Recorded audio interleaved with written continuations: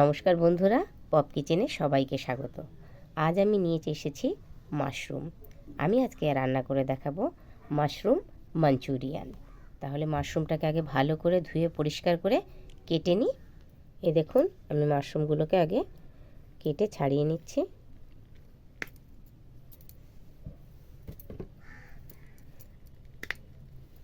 এবার আমি এগুলোকে সব মাঝখান থেকে টুকরো করে নিচ্ছি, হাফ হাফ করে।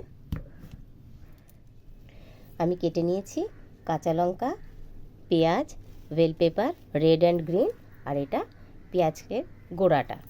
মাশরুমগুলোকে কোটিং করব, তার জন্য আমি নিয়ে নিচ্ছি ডিম,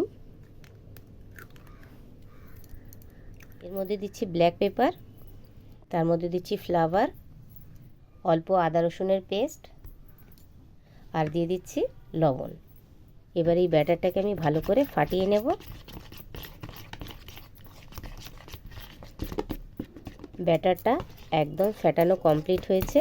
এর মধ্যে আমি মাশরুমগুলোকে এক একটা করে চুবোবো আর ফ্রাই করব। এবার আমি গ্রেভি করার জন্য সস তৈরি করে নিচ্ছি। আগে দিয়ে দিচ্ছি সয়া সস 1 চামচ, এবার দিচ্ছি টমেটো সস 1 চামচের একটু বেশি, এর মধ্যে দিচ্ছি চিলি গার্লিক সস, এর মধ্যে দিয়ে দিচ্ছি ভিনিগার। সবগুলোকে আমি একসাথে ফেটিয়ে নিচ্ছি। সসটা সম্পূর্ণ রেডি হয়ে গেছে। এবার চলুন রান্নার কাছে যাই। এবার ব্যাটারগুলোর মধ্যে আমি মাশরুম দেব, আর ওদিকে বসিয়ে দিয়েছি কড়াইতে তেলও গরম হয়ে গেছে। তাহলে এবার এগুলো এক এক করে তুলে নিয়ে আমি ভেজে নেব। কড়াইয়ের তেল কিন্তু গরম হয়ে গেছে, এগুলো সব এক এক করে আমি তাহলে দিয়ে দিচ্ছি। এবার এটাকে সবগুলো আমি একেবারে দিয়ে দিলাম তেলে। এবার এটা মিডিয়াম টু লো ফ্লেমে ভেজে নেব সুন্দর করে। আমি এগুলোকে সব উল্টিয়ে দিচ্ছি।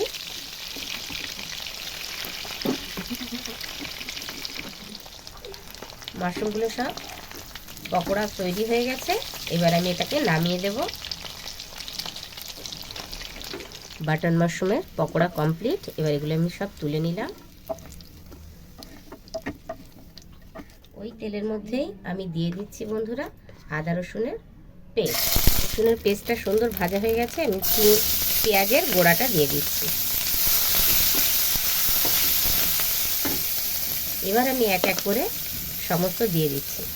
প্রথমে সবুজ ক্যাপসিকাম, তারপরে রেড ক্যাপসিকাম, তারপরে দিচ্ছি পেঁয়াজ আর লঙ্কা কুচো। এগুলোকে আমি ভালো করে একসাথে নাড়িয়ে ছাড়িয়ে হাফ সেদ্ধ করব, অর্থাৎ হাফ ফ্রাই করব। এবার আমি এর মধ্যে দিয়ে দিচ্ছি লবণ। লবণটা বন্ধুরা আমি কম দিলাম, তার কারণ সসগুলোর মধ্যে লবণ দেওয়াই থাকে। আমি যে সসটাকে রেডি করে রেখেছিলাম সেই সসটা দিয়ে দিচ্ছি।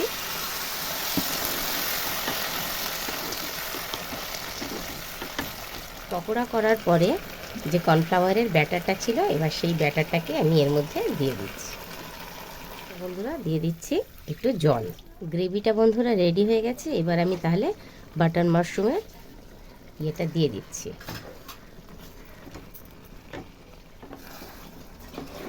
প্রায় হয়ে গেছে। এবার আমি একটু নাড়াচাড়িয়ে একটুখানি রাখবো, তারপরে আমি এটাকে নামিয়ে দেব। রান্না কমপ্লিট। এবার আমি নামিয়ে নিচ্ছি। আমি এর মধ্যে দিয়ে দিচ্ছি সামান্য গোলমরিচের গুঁড়ো। এইবার আমি এটাকে নামাবো। তাহলে বন্ধুরা কেমন লাগলো আমার মাশরুম মাঞ্চুরিয়ান আপনাদের? আমার এই মাশরুম মাঞ্চুরিয়ান রান্নাটা যদি আপনাদের ভালো লাগে তাহলে অবশ্যই লাইক করবেন আর শেয়ার করবেন। হ্যাঁ, সাবস্ক্রাইব করতে কিন্তু ভুলবেন না। তাহলে আজকের মতন এই পর্যন্ত। টাটা।